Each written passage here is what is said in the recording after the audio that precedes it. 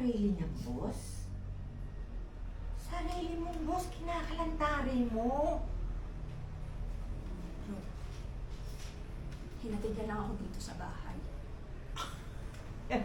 Oo nga. Ando na nga kami. Hinatid ka lang niya dito sa bahay, pero malay namin. Baka umikot-ikot muna kayo. Baka nag-motel muna kayo, o di kaya doon na mismo sa kotse niya ginawa. Huh? Alam ng buong barangay yan. Alam mo,